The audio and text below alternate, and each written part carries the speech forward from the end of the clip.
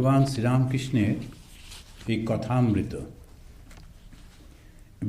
বঙ্গভবন থেকেই প্রথম শুরু হলো এর পাঠ। এখন যেহেতু এটা লাইভ স্ট্রিম এবং এটা দেওয়া হয় ইউটিউবে, তখন অনেকেই সবাই দেখেন বিভিন্ন জায়গা থেকে, আর অদ্ভুতভাবে সারা পৃথিবীর বাঙালিরা এটা দেখছেন। আমি আফ্রিকা থেকে, সুইজারল্যান্ড থেকে, বিভিন্ন জায়গার ওই বাঙালিদের চিঠি পাই, তারা সব এটা খুবই খুশি হচ্ছেন। আর আমাদের অনেক সাধু ব্রহ্মচারী তারাও এটা খুব করে শুনছেন। এটা ঠাকুরের কৃপা, এটা খুবই সুন্দর একটা তাঁর কথা, সকলের ভালো লাগছে। তো আমরা আবার প্রায় 2 বছর পরে একটা বিরাট একটা প্যান্ডামিক কাটিয়ে আবার আমরা এখানে সবাই মিলে সমবেত হয়েছি। আজকের দিনে ঠাকুরকে আরতি করে, এই যে আগুন জ্বালানো মানেই হচ্ছে, আগুনটা হচ্ছে জ্ঞানের প্রতীক, সেই জ্ঞান পথে আমরা আবার যাব, রওনা হব। তো এই ঠাকুরকে আরতি করে সবাই মিলে আবার আমরা শুরু করছি। আসুন আমরা কথামৃত শুরু যে স্তোত্রটা প্রথম শুরু করি। তব কথামৃতম তপ্ত জীবনম কবিভিরীড়িতম কল্মষাপহম শ্রবণমঙ্গলম শ্রীমদাততম ভুবি গৃণন্তি এ ভূরিদা জনা। এটা ভাগবতের থেকে নেওয়া, গোপী ভাগবত, গোপী গীতা থেকে নিয়েছেন। সেখানে বলছেন তব কথর রূপ অমৃত। তো এটা আমরা মাঝে মাঝেই আলোচনা করি যে অমৃত শব্দটার অর্থ হচ্ছে যা আমাদের চিরন্তন আনন্দ দান করে, যা আমাদের শাশ্বত জীবনে নিয়ে যায়। তো অনেক সময় আমরা মনে করি যে এটা একটা তরল পদার্থ, যেরকম আমাদের গল্পে আছে, যখন সমুদ্র মন্থন হলো তখন সে অমৃত উঠল ইত্যাদি।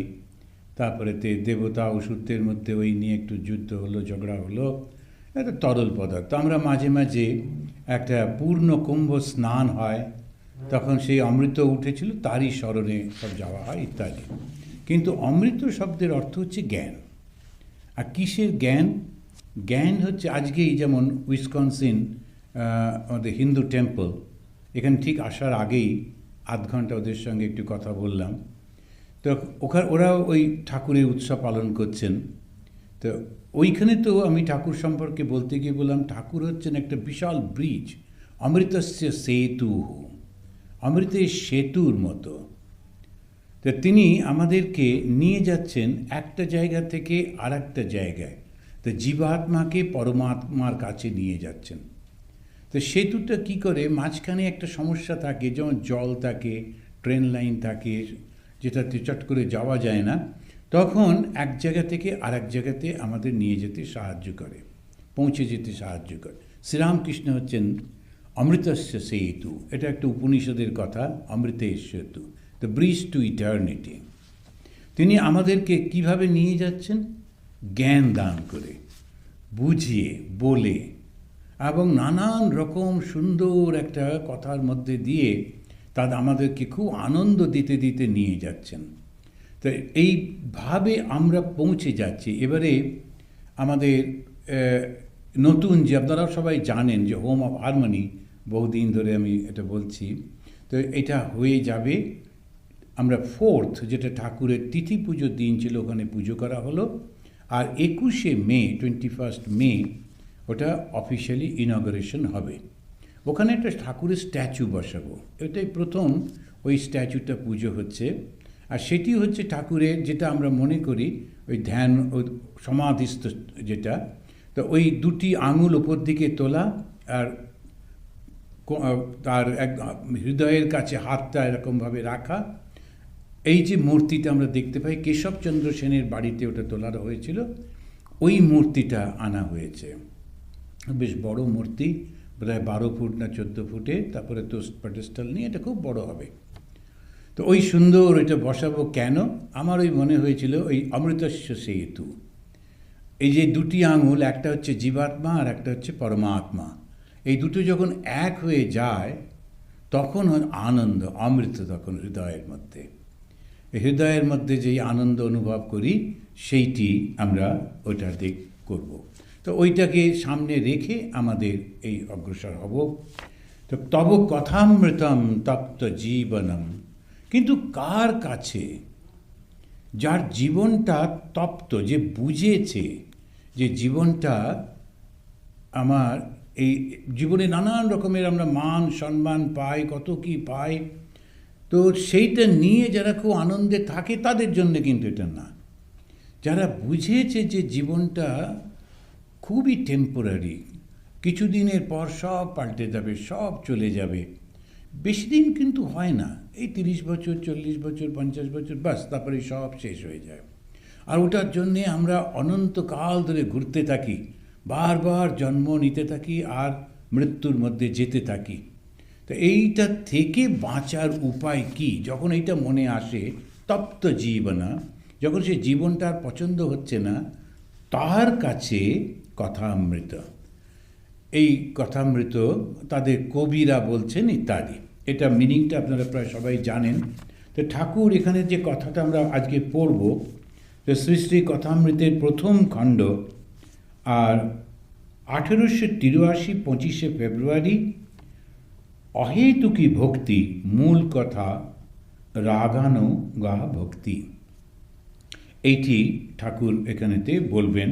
মাস্টারমশাই একটা সাব হেডিং দিলেন, যদি রাগ ভক্তি হয়, অনুরাগের সহিত ভক্তি, তাহলে তিনি স্থির থাকতে পারেন না।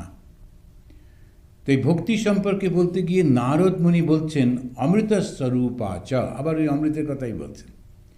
ভক্তি ইটসেলফ রিয়ালাইজেশন, যেই মুহূর্তে ভক্তিটা হলো তখনই কিন্তু লাভ হয়ে গেল। আর সেটা কীরকম? আনন্দের স্বরূপ।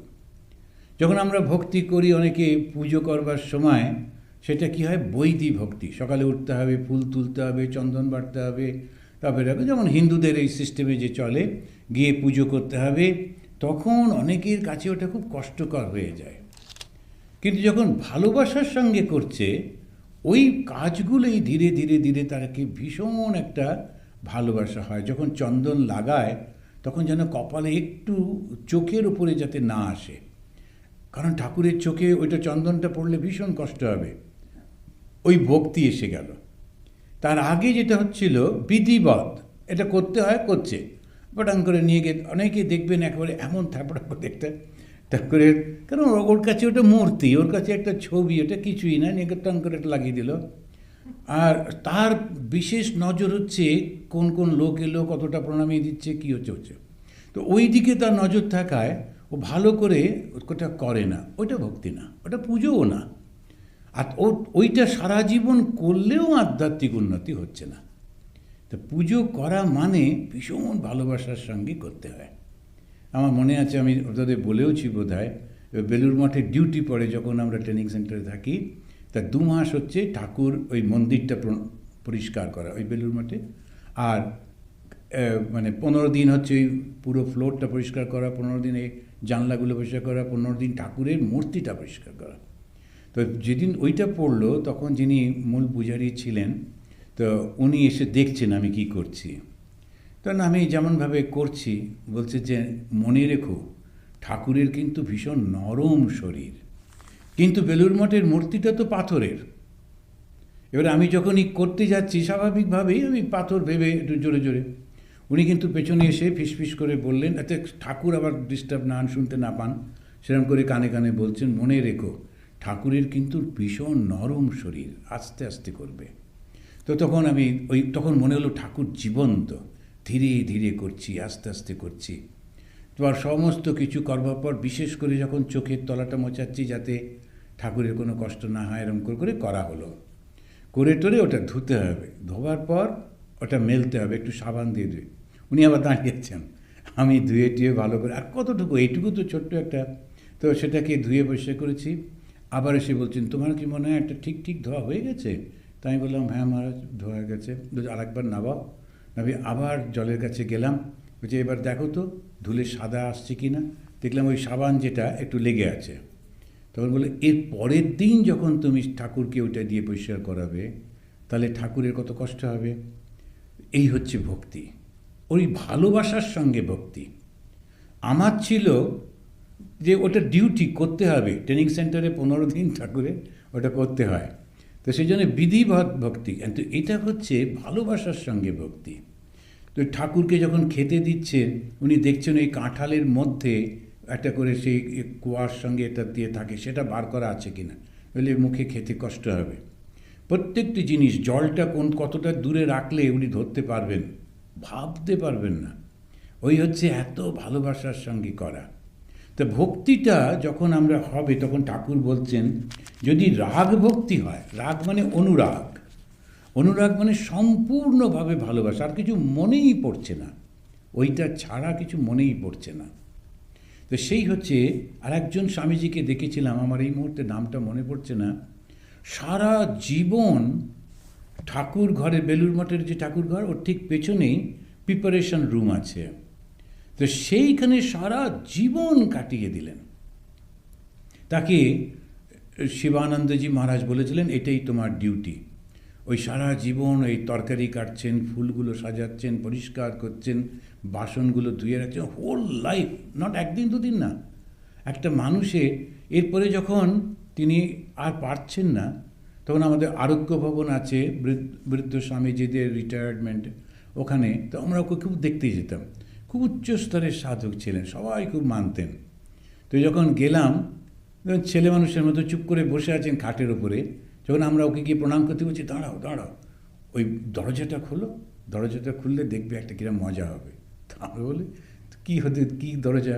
তো গিয়ে দেখছি ওনার খাটের ঠিক উল্টো দিকে বাথরুমের দরজাটা খুলতে বলছেন। আর যেই খুললাম, সঙ্গে সঙ্গে ওই বাথরুমে যে বড় আয়নাটা আছে, আয়নার উপরে ওনার মাথার পেছনে কৃষ্ণের একটা ছবি লাগানো আছে, সেইটা ওখানে দেখা যাচ্ছে। দেখো, এখানে আর ওখানে সর্বত্র। তো এখন এই যে ছোট্ট ছোট্টর মধ্যে দিয়ে যে শিক্ষাগুলো, অন্যরা মনে হবে কি একটা পাগলামি, কিন্তু তা নয়, সর্বত্র ভগবান রয়েছেন। ওটা বাথরুম ভেবে ভাবছি যে নোংরা জায়গা, তা কিন্তু না। এই যে ঠাকুরের ছবি এখানে রয়েছে, ওই আয়নাতে ওটাও রয়েছে, সর্বব্যাপী ওই অনুভব হয়েছে। সারা জীবন শুধু ওই ফলগুলো কেটে ওই রকম অনুভব হয়েছে, ভেবে দেখুন। তা এই হচ্ছে ভক্তি, এই হচ্ছে ভালোবাসা। তো এই রাগ ভক্তি, তো বৈধি ভক্তি, রাগ ভক্তি, শুদ্ধা ভক্তি, অহেতুকী ভক্তি। বৈধি ভক্তি ওই সিস্টেম অনুযায়ী যে ভক্তিটা, আর রাগ ভক্তি তখন ভালোবাসা এসে গেছে, রাগ মানে আকর্ষণ, সে ভালোবাসা এসে গেছে তখন। এরপরে হচ্ছে শুদ্ধা ভক্তি, সে আর কিছু চাই না, আর অহৈতুকী ভক্তি। তারপরে বলছে, যেমন প্রহ্লাদের, তুমি বড়লোকের কাছে কিছু চাও না, কিন্তু রোজ আসো, তাকে দেখতে ভালোবাসো, জিজ্ঞাসা করলে বলো, আজ্ঞা দরকার কিছু নাই, আপনাকে দেখতে এসেছি। এরই নাম অহৈতুকী ভক্তি। তুমি ঈশ্বরের কাছে কিছু চাও না, কেবল ভালোবাসো। এই যে আমরা যখন অনেক সময় অনেকে বলেন যে ঠাকুর বলেছেন না চাইতে, কিন্তু আমার ছেলেটার বড় কষ্ট হচ্ছে, তো আমি ঠাকুরকে বলবো কি না? আমি অবশ্য বলবেন। এই যে জায়গাটা আমরা পড়ছি, সেটা হচ্ছে এই ভক্তির একেবারে চরম অবস্থায় ওঠার পর সেইটা হচ্ছে সেই অবস্থা। এখন আমাদের এই অবস্থাটা না বুঝে যদি শিক্ষাটা চাপিয়ে দেওয়া হয়, তাহলে ভুল হয়ে যায়। যেমন এক ধরনের তপস্যা আছে, যেখানে তারা বস্ত্র পর্যন্ত ধারণ করেন না এবং গাছের তলায় বসে থাকেন, যদি পাকা ফল একটা পড়ে তারপরে খাবেন। অ্যান্ড এইটা যে আলটিমেট প্র্যাকটিস অফ স্পিরিচুয়ালিটি, যেটা ওনারা অভ্যাস করছেন, একটা চরম অবস্থা, সম্পূর্ণ ঈশ্বর নির্ভরশীলতা। আমি কিচ্ছুটি করব না, ভগবান যদি দেন তাহলেই বাঁচব, সেটা যদি সবার উপরে দিয়ে দেওয়া হয়, ভুল হয়ে যাবে। তো সেই জন্যে মাঝে মাঝে আমাদের এইটা ভুল হয়ে যায়, ওটা একটা প্র্যাকটিস। তো জৈনিজমের মধ্যে দেখবেন ওই ধরনের জিনিসগুলো আছে, যেখানে একেবারে তারা কাউকে কিছু ক্ষতি করবে না, কিন্তু ওই অহিংসার চরম অবস্থা সবার জন্যে না। এইটা আমরা বুঝে যদি করি, তো ঠাকুর যখন বলছেন এইটা, সেটা কার জন্যে বলছেন? যে ওই অবস্থায় পৌঁছেছে। কিন্তু আমাদের কাছে ঠাকুরকে, ঠাকুর আমাদের কাছে তার বাবা এবং মায়ের মতো, তিনি ছাড়া কেউ নেই। আপদে বিপদে ঠাকুরকেই তো বলবো, শুধু অন্য ভুল এটা করলে হবে না। এই করতে করতে একটা যখন অবস্থা আসবে তখন আর বলতে হবে না, তখন ওই ভালোবাসা নির্ভরশীলতার প্রতি আর তখন ঠাকুরকে কিছু বলতেই হবে না, উনি নিজেই বুঝে যাবেন, নিজেই করবেন। কিন্তু সেই অবস্থাটার মধ্যে দিয়ে যেতে হয়। তা আমরা ঠাকুরকে এখন যেরকমভাবে ভালোবাসি, সেই ভালোবাসার মধ্যে একটা ডিপেন্ডেন্স রয়েছে, তুমি আমাদের এটা একটু দাও। একজন বলছিলেন ঠাকুরের মুখ দেখব না, আমাদের এতদিন ধরে প্রার্থনা করছি, এইটা পূরণ করলো না। আমি বললাম যে অতটা মানে চাইলে তো হবে না, আপনার অন্যান্য সমস্ত কর্মগুলোর ফলগুলো দেখতে হবে তো, এটা দিলে ভালো হবে কি না কী করে বুঝছেন, অনেক সমস্যাও তো আছে। এইভাবে চিন্তা করে ভক্তিটা করতে হয়, যে যে জিনিসটা ঘটছে আমারই ভালোর জন্যেই কিন্তু ঘটছে। আর যেই ভাববেন তখনই দেখবেন সব কিছু ঠিক হয়ে যাচ্ছে। তা না হলে অনেক সময় ঈশ্বরের উপর রাগ হয় এবং আর দেখব না, করব না, এগুলো খুব ভুল হয়ে যায়। তুমি বড় লোকের কাছে কিছু চাও না, কিন্তু রোজ আসো, তাকে দেখতে ভালোবাসো, জিজ্ঞাসা করলে বলো আজ্ঞা দরকার কিছু নাই, আপনাকে দেখতে এসেছি, এর নাম অহেতুকী ভক্তি। আপনারা বোধহয় জানেন, একটু মনে করিয়ে দিই, নরেন্দ্রনাথকে ঠাকুর ভীষণ ভালোবাসতেন। নরেন নরেন করে একেবারে মানে অন্যরাও খুব করতো যে এটা শুধু সবসময় নরেন, কিছু ভালো কিছু এসছে সব রেখে দেবেন, আর আমাদেরকে অন্য কিছু থাকলে দেবেন, না হলে দেবেন না, আর নরেন এলে ওইটা ওকে দেবেন, যে আমরা কি বানের জলে ভেসে এসেছি বলে কেউ কেউ ঠাকুরকে বলতেন। কিন্তু ওই নরেনের সঙ্গে তিনি 1 মাস কথা বলছেন না, মুখ দেখছেন না। এই রকম একটা অবস্থা যখন হয়েছে, নরেন কিন্তু রোজই আসে, নরেন কিন্তু এসে ওই ঠাকুরের সামনে বসে থাকে, ঠাকুর মুখটা ঘুরিয়ে নেন, কথা বলেন না, কথা বলেন না, এরকম চলছে। নরেন চুপ করে কখনো কখনো শুয়ে পড়ে মেঝেতে এরকম করে শুয়ে থাকে, দেখে। একদিন ঠাকুর ওকে বলছেন, হ্যাঁ রে, আমি তো তোর সঙ্গে কথা বলি না, তোর দিকে তাকাইও না, তবু তুই আসিস কেন? এত ভালোবাসতেন, এত ভালোবাসতেন, হঠাৎ করে উনি মন তুলে নিয়েছেন, আর তাকাচ্ছেনই না, কথাই বলছেন না। কিন্তু যখন নরেনকে জিজ্ঞেস করলেন, আমি তো তোর সঙ্গে কথা বলি না, দেখিও না, তুই আসিস কেন? তখন উনি উত্তর দিলেন, মশাই আপনাকে ভালোবাসি তাই আসি। এই হচ্ছে অহেতুকী ভক্তি, ভালোবাসি তাই আসি, এই হচ্ছে অহেতুকী ভক্তি। এই বলিয়া ঠাকুর গাইতেছেন, আমি মুক্তি দিতে কাতর নই, শুদ্ধা ভক্তি দিতে কাতর হই। মুক্তি সেটা হয়তো দেওয়া যেতে পারে, কিন্তু শুদ্ধা ভক্তিটা অর্জন করতে হয়। শুদ্ধা ভক্তি একটা অসাধারণ আনন্দের জিনিস। ভগবানের সঙ্গে সঙ্গে রয়েছি, আর তার সঙ্গে তার সমস্ত ক্রিয়াগুলোর সঙ্গে আমি দেখছি, অথচ আমার কোনো বন্ধন হচ্ছে না। এই আনন্দের অবস্থাটা, মূল কথা ঈশ্বরে রাগানুভক্তি আর বিবেক বৈরাগ্য। বিবেক বৈরাগ্য অনুরাগ, এই 3টে শব্দ বলছেন। বিবেকটা কি? বিবেক হচ্ছে বিচার। কি বিচার? ওই একটাই, এই সমস্ত জিনিস হচ্ছে দুদিনের, একটাই বস্তু আছে যেটা চিরন্তন। তো সৎ অ্যান্ড অসৎ, সংস্কৃতে যেটা বলে, সৎ মানে হচ্ছে চিরন্তন। তো কোনটা চিরন্তন? এইটা আবার বেদান্তবাদীদের খুব সুন্দর ওদেরকে বোঝায়। ওরা তুমি যদি লক্ষ্য করে দেখো, যে যাকে তুমি আমি বলছো, ওই আমিটাই একমাত্র আছে, বাকি কিন্তু সবই পাল্টে পাল্টে যাচ্ছে। আমি ছোট ছিলাম, আমি যুবক হয়েছি, আমি বৃদ্ধ হব, আমি মারা যাব, এসব অবস্থাগুলোর মধ্যে আমিটা কিন্তু ঠিক আছে। তোমার শরীর মনের পরিবর্তনগুলো হয়ে যাচ্ছে, কিন্তু আমিটা ঠিক আছে। ওই আমিটা কি? ওই আমি যদি খুঁজতে পারো, হু অ্যাম আই বলে খুব সুন্দর সুন্দর বক্তৃতা আছে, তো ওই আমি যদি তুমি খুঁজতে পারো, তখন বুঝতে পারবে যে ওটাই হচ্ছে আসল, এবং সেটাই যখন বৃহত্তর আকারে আমরা দেখি হচ্ছে ঈশ্বর। এইটা হচ্ছে বিচার। এই যে বিচারটা যে হলো, বা বিবেক যদি হলো, তখন কি হবে? বৈরাগ্য। আমার মনে হলো এগুলো সব টেম্পোরারি, আমি নিয়ে করবোটা কি? তো প্রথম যখন এই যে সংগঠনটা হচ্ছিল, তখন কত বাঙালিরা সব ছিলেন, তারা করেছিলেন। আস্তে আস্তে ওদের বয়স হয়ে গেল, আস্তে আস্তে ওরা সব চলে গেলেন, আবার নতুন একটা গ্রুপ এলো, তারা কন্টিনিউ করছে। এরকমই হতে থাকে। তো আমি চিরকাল থাকবো এটা কখনো হয় না, কিন্তু আমাদের মনে হয় আমি শুধু থাকবো আর কেউ থাকবে না। এটাই খুব সমস্যা হয়। যখন সেই প্রশ্ন করেছিলেন যুধিষ্ঠির, তখন বলছেন, আচ্ছা তুমি বলো তো আশ্চর্যটা কি?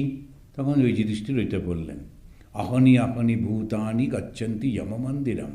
প্রতিদিন প্রতি মুহূর্তে মানুষ মরে যাচ্ছে, কিন্তু যারা বেঁচে আছে তারা মনে করছে আমি তো থাকবো, আমার কিছু হচ্ছে না, আমার কিছু হবে না। এটা বারবার ভুল হয়ে যায়। সেরকম সব সময় মনে রাখতে হবে পরিবর্তন তো হবেই, ছেড়ে দিতে হবেই। আর আনন্দের সঙ্গে ছেড়ে দিলে তখন সেটাতে আনন্দই থাকে, কি জোরাজুরি করলে তখন দুঃখ হয়। এইগুলো হচ্ছে বিচার। এই বিচারটাকে বলে বিবেক, আর বিবেকের সঙ্গে বৈরাগ্য জুড়ে থাকে। বিবেক ও বৈরাগ্য ঝুলি দুই কাঁধে সদা ঝুলে। ঠাকুর সম্পর্কে একটা গান আছে খুব সুন্দর, এসেছে নতুন মানুষ দেখবি যদি আয় চলে, তার বিবেক ও বৈরাগ্য ঝুলি দুই কাঁধে সদা ঝুলে। একটা নতুন মানুষ এসেছে, সে কি শেখাচ্ছে আমাদের, কি বলছে আমাদের? একটা বিচার আর একটা ত্যাগ। তো ঠাকুরের বৈশিষ্ট্যটা কি? ত্যাগ। শ্রীরামকৃষ্ণের সবচেয়ে মা শারদামণিকে যখন জিজ্ঞেস করা হলো যে ঠাকুর কি আমাদের সমন্বয় শেখাতে এসেছিলেন, সব ধর্ম এইসবগুলো সমন্বয়, উনি বলছেন ওটা বাবা ওর কাজের মধ্যে দিয়ে হয়েছে, কিন্তু যেটা শেখাতে এসেছিলেন সেটা হচ্ছে ত্যাগ। শ্রী রামচন্দ্র রূপে তিনি যেটা করতে এসেছিলেন, মানুষের সমাজটাকে সুন্দর করে গড়ে দিতে এসেছিলেন। পিতা পুত্র কেমন ব্যবহার হবে, ভাইদের মধ্যে ব্যবহার, রাজা প্রজার ব্যবহার, স্বামী স্ত্রীর ব্যবহার, ইত্যাদি ইত্যাদি।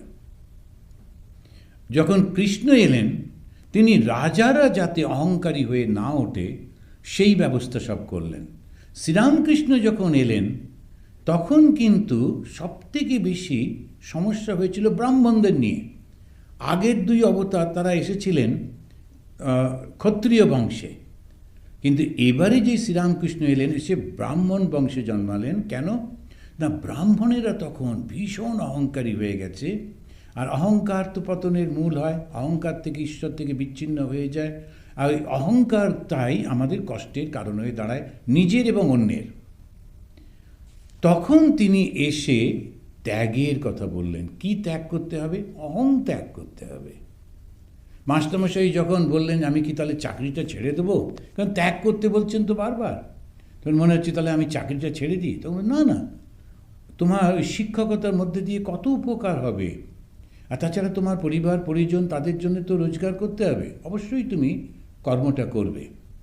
মাস্টারমশাই জিজ্ঞেস করছেন একটু বেশি রোজগারের জন্যে, নিশ্চয়ই চেষ্টা করবে, ভালো পথে নিশ্চয়ই বেশি করে চেষ্টা করবে। মাস্টারমশাই 3টে চাকরি করতেন, খুব পরিশ্রম করতেন।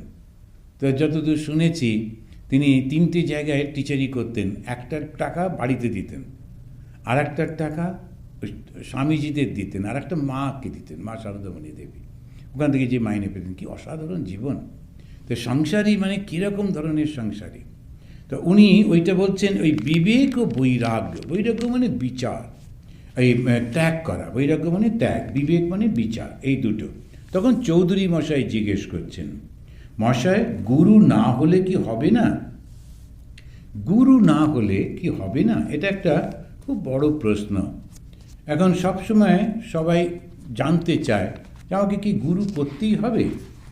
গুরু করা মানে সাধারণত বাইরে থেকে দেখতে গেলে একজন মানুষকে মানতে হচ্ছে। তো ওই মানুষটাকে আমি মানব কেন? যদি না মানি তাতে কী অসুবিধে? তো সেই জন্যে উনি জিজ্ঞেস করছেন গুরু না হলে কি হবে না? শ্রীরামকৃষ্ণ ওর মনের ভাবটা বুঝেছেন, কেননা ও গুরুকে মানুষ হিসেবে দেখলে তখন তো সমস্যা হবেই। সঙ্গে সঙ্গে উত্তরটা দিচ্ছেন, সচ্চিদানন্দেই গুরু।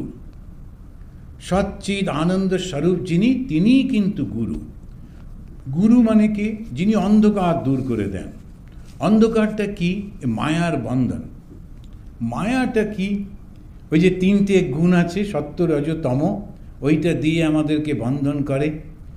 আর সমস্ত যেটা সত্যি জিনিস সেটাকে ডেকে ওর ওপরে যেটা সত্য নয় সেটাকে চাপিয়ে দেয়, দেখতে খুব সুন্দর লাগে। তো কখনো কখনো যেমন ওরা বলে একটা মৃতদেহ পচে গলে গেছে, তার উপরে মাটি দিয়ে ফুল টুল লাগিয়ে দিয়েছে, দেখলে মনে হচ্ছে কী সুন্দর ফুলের বাগান। এবারে যখন খুঁড়তে গেল এই পচা গলা দেহটা বেরিয়ে এলো। আসলে ছিল পচা গলা দেহটা, আমরা দেখছি ওইভাবে। আবার একটা উদাহরণ দেওয়া যেতে পারে যে আমরা ভুল করে অনেক কিছু দেখি, মনে হয় কী সুন্দর জিনিস, কিন্তু আসলে অতটা সুন্দর নয়। আসলে সেটা সুন্দর নয়, মনে হচ্ছে যেন কত ভালো।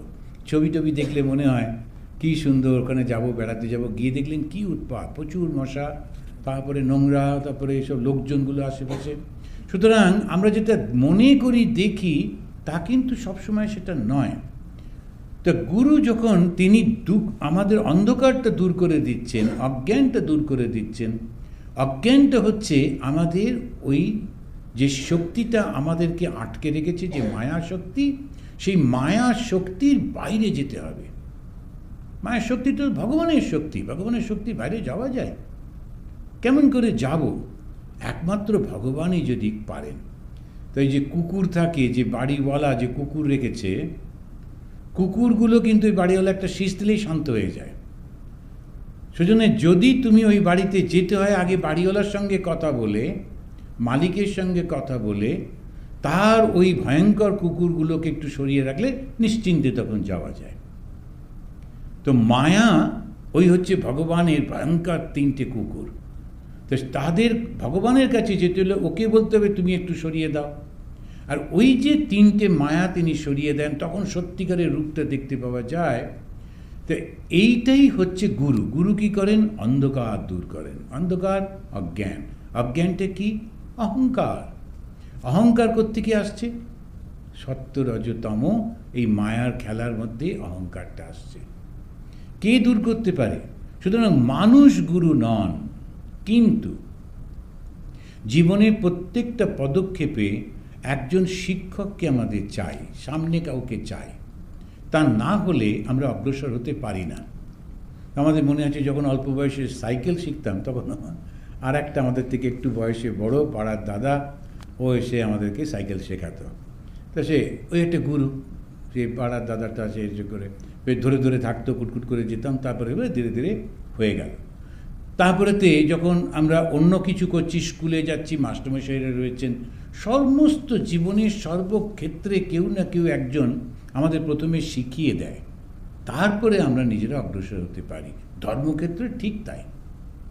সেখানেও কিন্তু এই গুরু তিনি একটু বলে দেন যে এই যে নামটা তোমাকে দিচ্ছি, এইটা তুমি রোজ রোজ করতে থেকো, এর থেকেই তুমি উপকার পাবে। সত্যি সত্যি পাওয়া যায়।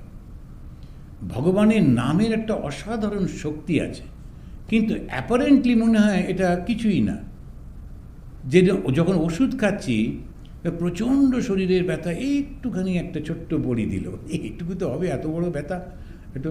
আর যখন গ্রামের লোকগুলো ওই বড়ি টড়ি দিলে একদম বিশ্বাস করে না, বলে ছুঁই দাও ছুঁই দাও।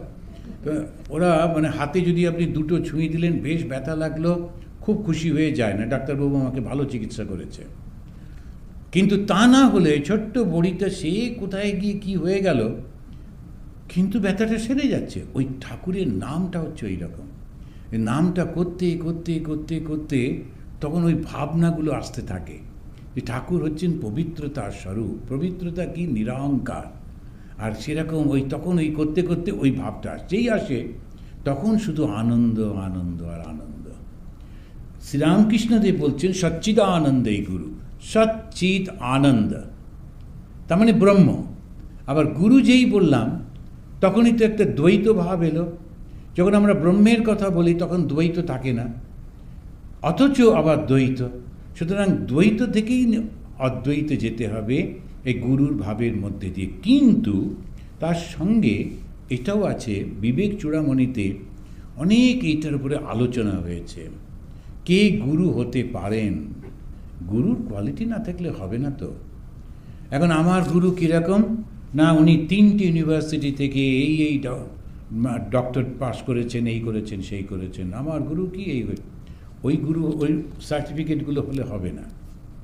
ওগুলো ঠিক আছে, অ্যাডিশনাল যদি থাকলেও তো ভালো, কিন্তু তার যেটা থাকতে হবে প্রথম কৃপালু। শ্রীকৃষ্ণ তিনি উদ্ধবকে বলেন যে দেখো, উদ্ধব কিছুতে ছাড়বে না কৃষ্ণকে, তুমি শরীর ত্যাগ করো না। কৃষ্ণের তখন 120 বছর বয়স, তখনও বলছেন তুমি শরীর ত্যাগ করো না, তুমি চলে গেলে ধর্মটা কে দেখবে, বলছে তুমি অনেক রকম বলে শেষে এসে বলছেন তুমি সাধুদের কাছে যাও, সাধু সঙ্গ করো, তাহলেই তুমি আমাকে পাবে। বলে আবার তখন উদ্ধব বলছেন তাহলে সাধুটা কে, কী করে বুঝবো সাধু? তখন বলছেন প্রথম যে 28টা গুণের কথার মধ্যে প্রথমটি বললেন কৃপালু। তা অন্তরটা কৃপায়, অন্তরটা ভালোবাসায় পরিপূর্ণ থাকবে। আর দ্বিতীয় হচ্ছে সে কখনো ঈর্ষা করবে না। এরকম পরপর কত দিচ্ছেন উদাহরণ। শঙ্করাচার্য তার বিবেক চূড়ামণিতেও বলছেন যে তিনি কীরকম বসন্তবৎ লোকহিতম চরন্তা। যখনই বসন্তকাল আসে, স্প্রিং আসে, তখন কত ফুল হয়, ফল হয়, আর কি সুন্দর পরিবেশ হয়, পাখিরা আসে, পশুরা আসে, মানুষের মনের মধ্যে একটা আনন্দ আসে। ওই যে যেমন করে প্রকৃতি ওইটা করে, ও কারোর কাছ থেকে কিছু আশা করে না, ওইটা দেয় সবাইকে, তেমনি গুরুও শুধু দেন, কিচ্ছু চান না, কিচ্ছু আশা করেন না। প্রতিদিন তিনি প্রার্থনা করছেন শিষ্যের জন্যে এবং সব সময় তাদের মঙ্গল চাইছেন, আর কিছু চান না। তো গুরু কি করে আমরা যাব, কি করে বুঝব? যখন দেখব তার মধ্যে শুধু ভালোবাসা রয়েছে আর তার কোনো স্বার্থপরতা নেই। আর সঙ্গে সঙ্গে স্বার্থপরতা নেই কি করে বুঝব? তার মনে কোনো জেলাসি নেই, কোনো রকম ঈর্ষা নেই। এইটাই হচ্ছে আসল। তো এই জিনিসগুলি যদি বুঝতে পারি, তখন একজন বলছেন, যে ভদ্রমহিলা ফোন করেছেন, বলছেন আমি একটু বেরিয়ে পড়বো। আমি যে কোথায় যাচ্ছেন? না গুরু খুঁজতে। আমি যে বলেন কি, দড়ি টড়ি নিয়ে যাবেন? দেখুন, যে কারণ গুরু পেলে বাধ্য হবে তো। এখন খুব উৎসাহ, আমি বেরিয়ে পড়ছি, না গুরু খুঁজবো। কোথায় যাবেন? উত্তর কাশী যাব, বৃন্দাবন যাব, এসব। এখন ওইরকম করলে হয় না, এগুলো বুঝতে পারে না, ওরা একটা ইমোশন থেকে করে। তা কত মানুষ আছেন যাদের মনের মধ্যে ঈর্ষা নেই, কোনো দ্বন্দ্ব নেই। আচ্ছা, ঈর্ষা কখন হয়? যখন কিছু আমি চাই, পাচ্ছি না, কিন্তু আরেকজন পেয়ে যাচ্ছে, তখন তো ঈর্ষা। আমি তো চাইছিই না, ঈর্ষা করতে যাব কেন?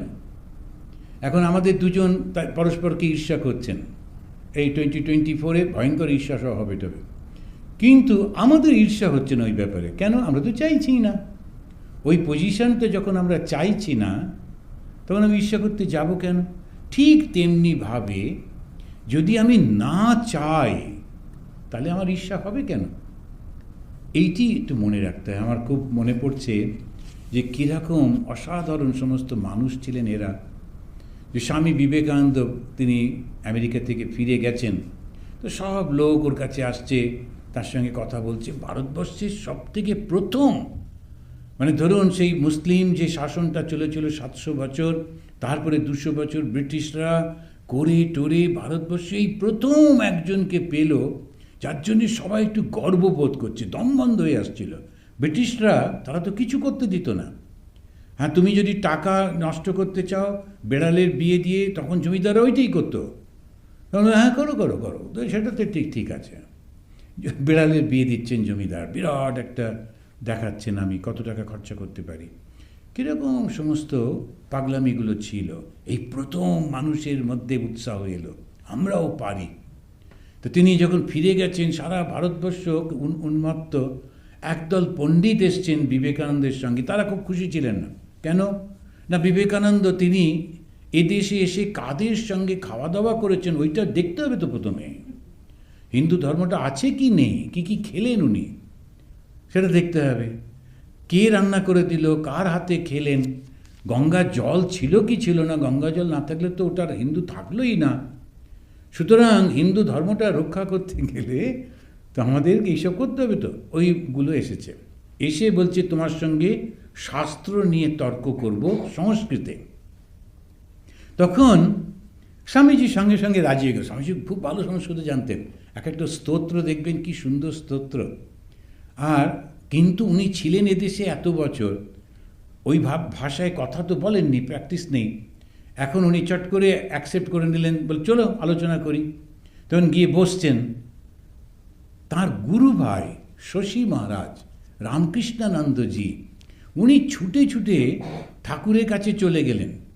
গিয়ে ঠাকুরের মন্দিরে ঠাকুরকে গিয়ে বলছেন, নরেন অনেক দিন এই ভাষায় কথা বলেনি ঠাকুর, তুমি ওর মুখ রক্ষা করো, ওরা যেন কোনো ভুল ত্রুটি বার করতে না পারে। একটা গ্রামারে ভুল হলে ওইটা নিয়ে হই হই করতে থাকবে, এত যে ভালো জিনিসটা সেটাও দেখবে না। এই সাধারণত একটু এই ধরনের মানুষের হয়েই থাকে।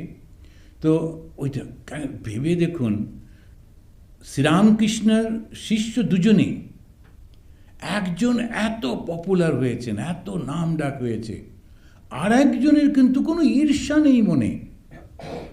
সে বরং ছুটে ছুটে ঠাকুরের কাছে গিয়ে বলছে, আমার এই গুরু ভাই, আমার এর জন্য কোনো রকম অপমান না হয়ে যায় এই তর্কেতে, ঠাকুর তুমি ওকে রক্ষা করো। এই হচ্ছে ঈর্ষা নেই, এই হচ্ছে মহাপুরুষ। তা এই জন্যেই ঠাকুর আজকে যেমন একটি পাঠ হচ্ছিল, ঠাকুরের সম্পর্কে পাঠ হলো, কয়েকজন পড়লেন। তো একটা জায়গায় বলছিলেন যে ঠাকুর একজনকে বলছেন, তুমি সাধু সেবা করাতে চাও? ওর খুব ইচ্ছে সাধু সেবা করাবো। তা গঙ্গাসাগরে অনেক লোক আর সাধুরা আসেন, তো এটা এখনও করে লোকেরা, তারা সব দেয়, নানান রকম দেয়। তো বলছেন, যদি সাধু সেবা করাতে চাও, এই নরেন রাখালদের খাওয়াও, ওদের একজনকে খাওয়ালে 100 সাধু সেবার ফল পাবে। তখন কি ওরা সাধু হয়নি? তখন ওরা সব ছাত্র। কিন্তু ঠাকুর বলছেন ওদেরকে কেন? ওদের মধ্যে ঈর্ষা নেই, ওদের মধ্যে ভালোবাসায় ভরা। এই জগৎটা যখন আমি চাই না, তখন আমাকে কে কষ্ট দিতে পারবে? আমি তো চাই না মশাই, দাও আর না দাও, তাহলে কিচ্ছু চাই না তো। তো এই যে যখন এই ভাবটা আসে, তাকে বলে সাধু। তো কী করে বুঝবো তিনি ভালো মানুষ, ভালো গুরু? এইটা লক্ষ্য করতে হয় যে তার মধ্যে ওই কামনা বাসনা সব আছে কি না, ঈর্ষা আছে কি না, সেইগুলো দেখলে তখন বুঝতে পারা যায়। আবার ঠাকুর বলছেন, সাধুকে দিনে দেখবি, রাতে দেখবি, তারপরে বিশ্বাস করবি। ওই দিনে রাতে দেখা মানে সবসময় দেখতে হয়। খুব সুন্দর বক্তৃতা করলেন, করলেন, তখন মনে হয় বাবা দারুণ একেবারে। তো খুব, আমি বাংলাদেশে গেছিলাম একবার, একটা বক্তৃতা করলাম, কিছু কলেজের ছেলে, মুসলিম ছেলে, ওরা খুব খুশি হলো শুনে টুনে, একটু তর্ক করছিল, নানা রকম প্রশ্ন।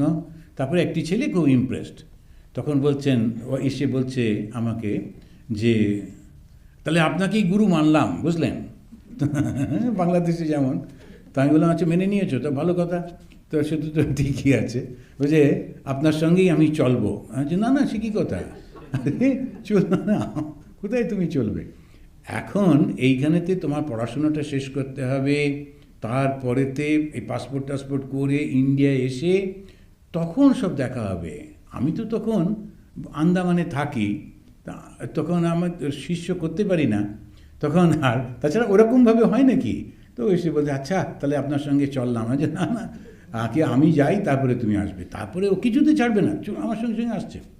তারপরে আমি বললাম, শোনো, তুমি তো আমাকে এখন দেখছো, তো একটুখানি সেজে গুজে এসে সুন্দর বক্তৃতা করে, তুমি জানো আমার সঙ্গে যারা থাকে ওরা সব দুবেলা চোখের জল ফেলে, এমন বকনীতি।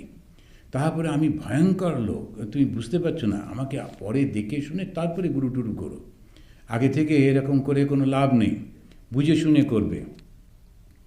তখন বলছে, আচ্ছা তাই নাকি, আচ্ছা তাহলে দেখা যাবে। তখন আমি ঠাকুরেরই কথাটা বললাম, দিনে দেখবে, রাত্রে দেখবে। তা থাকার ব্যবস্থা আছে আপনাদের ওখানে? গিয়ে আপনাকে রাত্রে দেখতে হবে তো, তাই থাকবো। তাই বললাম, আচ্ছা থাকার ব্যবস্থা করা যাবে কোন, তুমি আগে বর্ডারটা তো পার করে এসো, আগে পড়াশোনাটা শেষ করো, তারপরে বর্ডার পার করে এসো, তোমার থাকার ব্যবস্থা করে দেবো, রাত্রে কি করি সেটাও দেখাবার ব্যবস্থা হবে কোন। দেখুন, সে একেবারে লিটারালি নিয়েছে, দিনে দেখবি রাতে দেখবি। দিনে দেখবি রাতে দেখবি মানে একটু বিচার করে দেখতে হয়। কথাগুলো তো সুন্দর বলছেন, তারপরে কি, তখন দেখা যায় যে অ্যাডভার্টাইজমেন্ট করছেন, তারপরে এই করছে সেই করছে, তখন বোঝা যায় যে কিছু একটা গোলমাল আছে, অনেক রকম। সেই জন্য একটু ভক্ত হবি তো বোকা হবি কেন, ঠাকুর বলছেন না, ভক্ত হবি তো বোকা হবি কেন। রামকৃষ্ণ মিশনের সুবিধে কি জানেন, এরা কেউ গুরু নন। They never claim that they are guru. আমার নিজের যিনি গুরু ছিলেন বীরেশানন্দজি, ওনাকে গুরুদেব বললে ভীষণ রেগে যেতেন। তোমার গুরু হচ্ছেন শ্রীরামকৃষ্ণ, আমাকে খবরদার গুরু বলবে না। তো এই গুরু, সেটা আমাদের সব সময় আমরা বলি যে শ্রীরামকৃষ্ণই হচ্ছেন গুরু। তো রামকৃষ্ণ মিশনের সাধুদের জীবন মোটামুটিভাবে যদি আপনি লক্ষ্য করে দেখেন, এই সমস্ত গুণগুলো ওদের মধ্যে অনেকটা আছে। আর বিশেষ করে যখন ওই প্রেসিডেন্ট ভাইস প্রেসিডেন্ট হন, ওদের মধ্যে পরিপূর্ণভাবে থাকে। অনেককে দেখেছি। সুতরাং ওই গুরু খুঁজতে বেরোবো, ওটার প্রয়োজন নেই, একটু খেয়াল করে দেখলেই তখন দেখা যায়। তো গুরু কে? সচ্চিদানন্দই গুরু। তিনি কি করেন? অযাচিতভাবে মানুষকে সাহায্য করেন। কেননা ওই ভালোবাসা আছে, বদলে কিচ্ছুটি চান না। এইখানে শ্রীরামকৃষ্ণ বলছেন, সব সাধন করে ঈশ্বর দর্শনের সময় গুরু সামনে এসে পড়েন। সব সাধনা, একটা তন্ত্রের মধ্যে একটা পদ্ধতি আছে, সব সাধনা করে। তো মৃতদেহের উপরে যখন আপনারা জানেন যে তারাপীঠ যেটা আছে, ওই তারাপীঠে ওরা সব সাধনা করে। আমি গিয়ে খুব ভয় পেয়ে গেছিলাম, খুব ভয়ঙ্কর একটা ভয় লাগছিল। তা ওই একজন সাধু বড় একটা গাছের সামনে একটুখানি ছোট্ট করে প্লাস্টিক দিয়ে একটা ছোট্ট ঘর মতো করেছেন, ঘর না, একটু ছাওয়া, তার নিচে বসে আছেন। আর ওর সামনে একদম বসে আছেন, উনি দেখছেন সামনে মাটি খুঁড়ে একটা ছোট্ট বাচ্চা মারা গেছে। বাচ্চাদের তো পোড়ায় না, হয় জলে ভাসিয়ে দেয় কিংবা মাটিতে দিয়ে দেয়, ওর সামনে দিয়ে দিচ্ছেন। উনি বসে বসে দেখছেন। ওইখানেই সারাদিন থাকবেন, সারা রাত থাকবেন, ওই মৃতদেহের উপরে উনি তপস্যা করবেন। তো খুবই ভয়ঙ্কর চতুর্দিক, তাও একটা সাধনার পথ। তখন ওরা ভয় পায় না। কেন ভয় পায় না? যেটা আমি দেখছি মৃত্যু বলে, যেটা অ্যাপারেন্টলি আমরা ভয় পাই, আসলে তো সেটা কিছু নেই। শুধু এ ঘর থেকে ও ঘর, ঠাকুর যেমন বলছেন, ওই রকম মানসিকতা যাদের আছে তারা ওই সব সাধনা করে। আর ওইটা যখন তাদের যখন ওই ভয় থেকে মুক্ত হয়ে যায়, তখন কি হয়? তো বলছেন গুরু সামনে এসে পড়েন আর বলেন, ওই দেখ তোর ইষ্ট। ঠাকুর একটু সাহিত্য করে বলছেন, যেন ওই গুরু সামনে এসে গিয়ে বলেন, ওই তোমার ইষ্ট। অর্থাৎ তোমাকে কিন্তু জীবনটা প্রথম থেকে তৈরি করতে হবে। যদি বেসিকটা তৈরি না থাকে, তাহলে তুমি কখনোই ভালো গুরু পাবে না। যদি ভালো স্টুডেন্ট হয়, ঠিক দেখা যাবে কোনো ভালো টিচারের কাছে ঠিক পৌঁছে যাবে। তেমনি সত্য কথা বলা, সৎ কাজ করা, ইত্যাদি ইত্যাদি যে সমস্তগুলো আছে আমাদের, সেইগুলো করবার পর, অর্থাৎ মরাল সমস্ত ট্রেনিংগুলো নেবার পর সত্যি সত্যি গুরু পাওয়া যায়। এবং তিনি বলেন, ওই দেখো তোমার ইষ্ট। ইষ্ট কে? ইষ্ট হচ্ছেন সেই ভগবান যার কাছে আমি যাব। ইষ্ট মানে সব থেকে প্রিয়। তো প্রিয়র কাছে আমি যাব। যে ভগবানের কোন রূপটা আমার প্রিয়, এটা বড় কথা নয়, ভগবানের গুণটা কি, ওইটা হচ্ছে আসল। শ্রীরামচন্দ্র বলে হই হই করছি, শ্রীরামচন্দ্রের গুণটা কি? একজন একটু থেমে কাউকে যদি জিজ্ঞেস করা যায় যে তুমি চললে কোথায়, বলে না ওখানে মারামারি করতে হবে, রামচন্দ্র। তো হচ্ছে আচ্ছা, রামচন্দ্রের গুণটা কি? একজনও কিন্তু বলতে পারবে না। তো রঘুকুল রীতি সদা চলি আই, প্রাণ ইউ বরু বচন না যায়। ওই হচ্ছে গুণ, বচনবদ্ধতা। তার বাবা বলেছিলেন যে তুমি আমাকে বন্দি করে তুমি রাজা হয়ে যাও। রাম বললেন, না না, ওটা চলবে না। তুমি যখন মাকে কথা দিয়েছ, কৈকেয়ীকে কথা দিয়েছ, কথা তোমাকে রাখতেই হবে। বচনবদ্ধতাই হচ্ছে ধর্ম, বচনবদ্ধতা। আমি যাকে যা কথা দিয়েছি আমি রেখেছি, ওই হচ্ছে রাম। রাম কিচ্ছুটি চাইছেন না, অত বড় রাজত্ব, তার ভাই গিয়ে কান্নাকাটি করছে, বলে যাকে যা হয়ে গেছে হয়ে গেছে, আমার জন্যই তো মা রাজত্ব চেয়েছিল, আমি পেয়েছি, এবার আমি তোমাকে দিচ্ছি, তোমার চরণে রাখছি এই রাজত্ব, গ্রহণ করো। বলে না না, তাহলে ভুল হয়ে যাবে, আমি যে কথা দিয়েছিলাম সে কথাটা রাখা হবে না, তুমি বরঞ্চ ফিরে যাও। রাজত্বও চাইছেন না। এই যে গুণগুলি, তারপরে তিনি গিয়ে একেবারে পতিত, যাদেরকে আমরা ছায়া পড়লে ব্রাহ্মণরা স্নান করতেন, সেই সমস্ত মানুষের এঁটো খাচ্ছেন। ওখানে একজন ছিলেন শবরী, তিনি ভক্তিভাবে বসে আছেন, কবে রামচন্দ্র আসবে, দেবতা আসবে, এবং সেই রোজ রোজ ফল তুলে তুলে রাখতেন। সেই ফলগুলো যে রামচন্দ্র এসছেন এত উত্তেজিত যে এসছেন, একটু এটা টক নয় তো, নিজে একটুখানি করে টেস্ট করছেন আর ওকে দিচ্ছেন। লক্ষণ রেগে গেলেও রাম খুব খুশি হয়ে খাচ্ছেন। কেন না, সম্পূর্ণ ভুলে গেছেন রামচন্দ্রের এই গুণগুলো তো আমরা দিচ্ছি না। রামচন্দ্র গুহক চণ্ডালকে বুকে জড়িয়ে ধরছেন, চণ্ডাল সে গুহক চণ্ডাল, আমরা তো নিচ্ছি না। তাহলে আমরা যখন কোনো দেবতাকে ভালোবাসি, আমার ইষ্ট, তার গুণটা নিতে হয়। শুধু এই মূর্তিটা নিলে তো হবে না। রামচন্দ্রের মতো এরকম একটা নিয়ে, একটা ধনুক টনুক নিয়ে সেজে গুজে বেরোলে কি রামচন্দ্র হবে? ওর গুণটা নিতে হবে। এই গুণটা, কৃষ্ণের গুণ কি? কৃষ্ণের গুণও কিন্তু ত্যাগ। ইচ্ছা করলে তিনি সমস্ত ভূভারতের সম্রাট হতে পারতেন, একটাও কিন্তু নেননি। আবার এই কৃষ্ণের হচ্ছে সত্য। যখন তারই পরিবারের লোকেরা তারা অসত্যের মধ্যে চলে গেল, তাদেরকে ত্যাগ করলেন, একটু দ্বিধা করলেন না। তার ছেলে শাম্ব, সে যখন এরকম একটা খারাপ কাজ করে ফেলল, একটা ঋষিকে অপমান করে ফেলল, তখন যুবকরা সব মদ টদ খেয়ে মজা করছেন। হঠাৎ করে কয়েকজন ঋষি যাচ্ছেন, তারা দেখা করতে এসেছিলেন কৃষ্ণের সঙ্গে, আর তারা বললেন চল ওই বুড়োগুলোকে একটু মজা করি। তখন ওই শাম্বকে এখন একটু কতগুলো কাপড় টাপড় দিয়ে, একটু প্রেগনেন্ট মহিলার মতো সাজিয়ে, ঘোমটা টোমটা দিয়ে ওই ঋষির কাছে নিয়ে গিয়ে বলছেন, আচ্ছা আপনারা তো সব বলতে পারেন, বলুন তো, যেমন ওই সব বাচ্চাগুলো করেন অনেক সময়, যে বলুন তো যে এই মহিলা কি সন্তান প্রসব করবেন।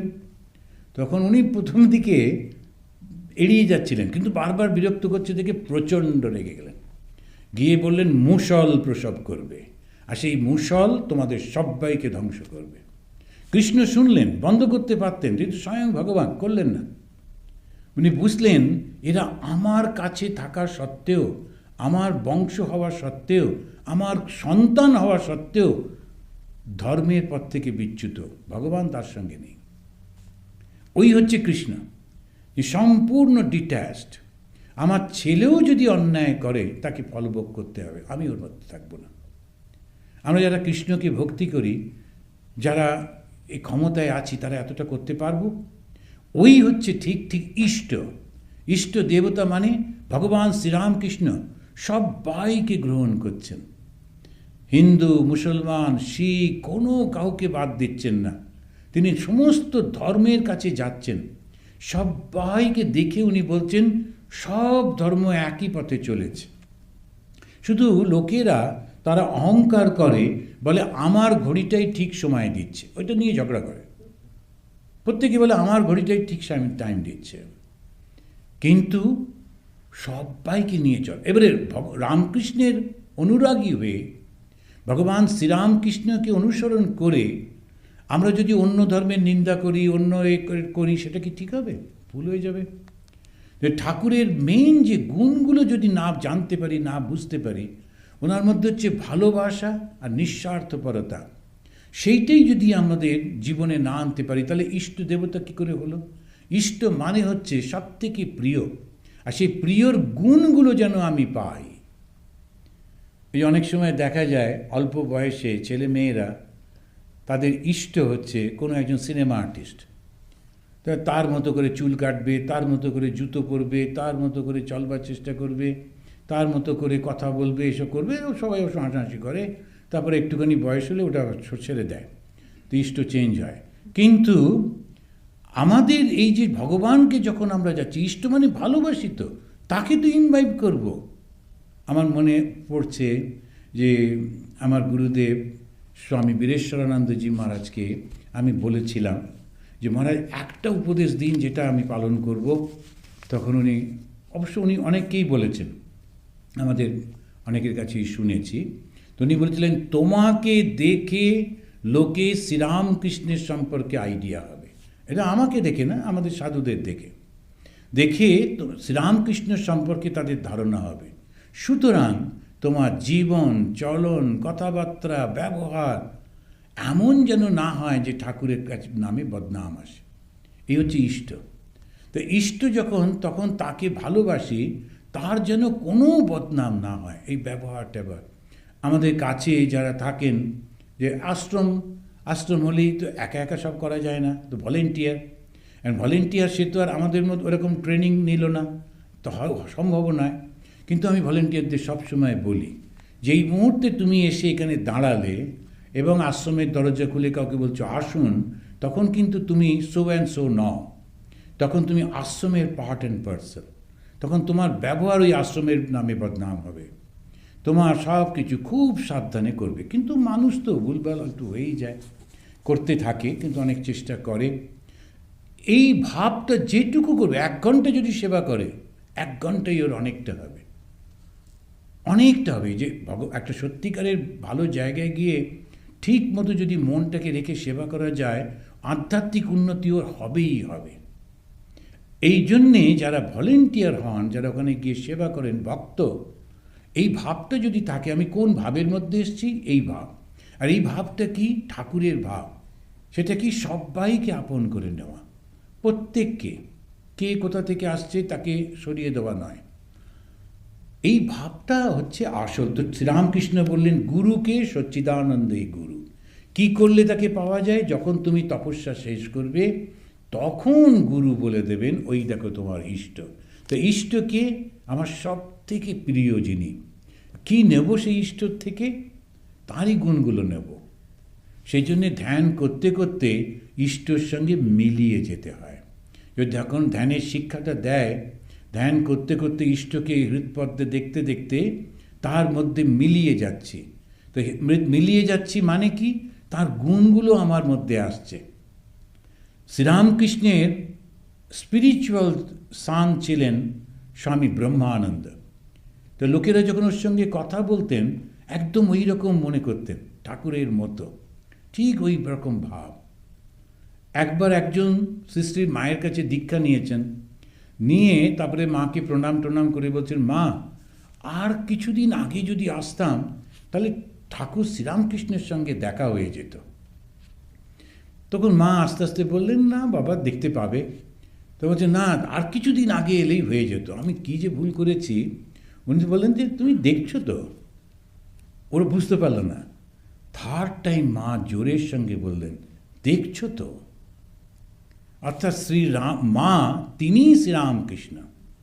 এখন ওই যে রূপটা যদি দেখি, তাহলে মাতৃমূর্তি, কিন্তু যদি গুণটা দেখি, তখন শ্রীরামকৃষ্ণ। ওর মধ্যে ভগবান শ্রীরামকৃষ্ণের রামকৃষ্ণ গত প্রাণা তন্নাম সবর্ণ প্রিয়াম তদ্ভাবরঞ্জিতাকারম। তার ভাবেতে তার সমস্তটা, এই ভাবটা যদি না নিতে পারি, তাহলে কিন্তু শিষ্য হওয়া গেল না। ওই শিষ্য মানে ওই ভাবটা নিতে হয়, ভাব না নিলে হয় না। অনন্ত ব্রত করে, কিন্তু পূজা করে বিষ্ণুকে, তারই মধ্যে ঈশ্বরের অনন্ত রূপ। এটা বলে শেষ করব। অনন্তর পুজো করে, অনন্ত মানে অল পারভেডিং, কিন্তু পুজো কাকে করছে? বিষ্ণু। যখন আমরা ওই শুদ্ধ করি নিজেকে, তখন একটু গঙ্গা জল হাতে নিয়ে ওম বিষ্ণু ওম বিষ্ণু ওম বিষ্ণু করে সেই জলটা খেয়ে নিই। কেন খাই? ওই যে বিষ্ণু মানে, এটা একটু রিচুয়াল। যখন এই জলটা খেলাম, মনে হলো, ফিলিং হলো, একটা কিছু করলাম, কিন্তু আসলে বিষ্ণু স্মরণ করলাম। বিষ্ণুকে সর্বব্যাপিত্ব হচ্ছে বিষ্ণু, সর্বব্যাপিত্ব। যখন সর্বব্যাপিত্ব হয়, তখন তো ক্ষুদ্রতা থাকে না। আর ক্ষুদ্রতা না থাকলে তখন অহংকার থাকে না।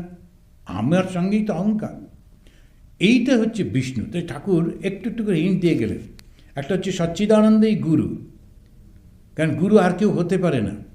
ওই মায়ার বন্ধন থেকে মুক্ত একমাত্র ঈশ্বরই করতে পারেন, কারণ ওটা ওনারই সৃষ্টি, উনি ওটাকে কন্ট্রোল করতে পারেন, আর কেউ পারবে না। কিন্তু তুমি মানুষের মধ্যে দিয়ে তাকে দেখছো। সেটা বলতে গিয়ে বললেন, অনন্তের পুজো করছে, কিন্তু পুজো করছে বিষ্ণুর। তেমনিভাবে মানুষ গুরুর মধ্যে দিয়ে সেই পরম গুরুকে পাওয়া। তা গুরু প্রয়োজন আছে। গুরু না হলে যেমন অন্যান্য পথে অগ্রসর হওয়া যায় না, আধ্যাত্মিক পথেও অগ্রসর হওয়া যায় না, মাঝে মাঝেই ভুল হয়ে যায়। তো কালকে কালই আমাকে দর্শন দিলেন। আমরা শুনতে নানা রকম বলেন তো, যে সবাই খুব ভাল লাগে যে আচ্ছা একটু মাকে বলে দেবেন তো আমার কাছে আসতে, কখনো আসে না। তো বলছে না না, আমি তো 3 দিন ধরে মা কালীকে দেখলাম। আমি বলেন কি? তো এখন ওই যে সমস্ত তিনি কখনো, তারপরে আমি একদিন জিজ্ঞেস করলাম আচ্ছা মা কালীর সঙ্গে আবার দর্শন টর্শন, বলে না আপনি শুনলে অবাক হবেন, কি অদ্ভুত একদম গণেশ, তখন গণেশ পুজো চলছে, গণেশ দেখে দেখা দিয়েছে। আবার মা কালী চেঞ্জ হয়ে গণেশ হয়েছে, কারণ যে যেটা পুজো হচ্ছে ওই ইম্যাজিন করছে তো সেই জন্যে। তো আমাদের সে মনে আছে তখন সবে সবে জয়েন করেছি চেরাপুঞ্জিতে, একজন মাস্টারমশাইয়ের বাড়িতে খেতে গেছি দল বেঁধে, আমরা 3 জন ব্রহ্মচারী আর 2 জন সাধু। তো সেখানেতে মাস্টারমশাইয়ের স্ত্রী বলছেন যে আমি যেদিনই উৎসব থাকে আমি ধ্যানে বসি আর জ্যোতি দর্শন করি। তো আমরা ভীষণ এক্সাইটেড, বলেন কি কিরম জ্যোতি দর্শন কী করেন? তখন আমাদের সঙ্গে যে সাধু ছিলেন তিনি বলছেন আচ্ছা আপনি কোথায় বসে ধ্যান করেন? বলে এই তো এইখানটায় বসি। কোন দিকে তাকান? এই দিকে। তখন বলছেন যে, আর তারপরে উনি বললেন যে উৎসবের দিনে মন্দিরে একটা বাতি জ্বালানো হয় একদম উপরে, ওরকমভাবেই সিস্টেমটা ছিল চেরাপুঞ্জিতে। তো উনি বললেন আচ্ছা এর পরের যে উৎসবটা আসছে দেখবেন তো, যে বাতিটা নিভিয়ে রাখা হলো আলোটা। আর ওদের তখন ওখানকার সব টিনের বাড়ি, তো চেরাপুঞ্জিতে টিনের বাড়ি, তো টিনের একটা গর্ত ছিল, আর আমাদের ওই মন্দিরে যে আলোটা জ্বলতো ওই গর্ত দিয়ে আসতো জ্যোতি দর্শন। এখন ওটা খারাপ না, ইন্সপিরেশন পাচ্ছেন ঠিকই আছে, কিন্তু ওইটাকেই সত্যি মনে করলে ভুল হয়ে যাবে, ওটা সত্যি মনে করলে ভুল হয়ে যায়। সেই জন্যে জ্যোতি তো দেখলাম, একজন এসেছিলেন, এসে বললেন আমি আমার এই 2 ভুরুর মাঝখান থেকে মনটা এখন এখানে উঠে আসছে, আমি ব্লু লাইট দেখতে পাচ্ছি। এখন যে ভালোই হলো, আপনার ইলেকট্রিকের বিল কমে যাবে, কেননা এখন যখন ঘুরবেন ওই আলোটা জ্বাললেই হলো ঘুরে ঘুরে, তখন আর এর লাগবে না। আর দেখলেন তারপরে কি? ওই সবগুলোর কোনো মূল্য নেই। মূল্য হচ্ছে তোমার জীবনটা পাল্টেছে, তুমি সবাইকে ভালোবাসতে শিখেছ, সবার জন্যে তুমি অনুভব করছো, কারোর কোথাও অপমান হলে তোমার নিজের অপমান বোধ হয়, কারোর কোনো কষ্ট শুনলে তোমার চোখে জল আসে, তখন বুঝবে তুমি ঈশ্বরের দিকে অগ্রসর হচ্ছ। তো আজকে এই পর্যন্ত শেষ করি। আসুন এখানেতে আমরা এই প্রণাম মন্ত্রটা বলে, নিরঞ্জনম নিত্যম অনন্তরূপম ভক্তানুকম্পা ধৃতবিগ্রহম বৈ ঈশাবতারম পরমেশমিড্যম তম রামকৃষ্ণম শিরসা নমামহ। ওম শান্তি শান্তি শান্তি। হরি ওম তৎসৎ। শ্রীরামকৃষ্ণ अर्पणमस्तु।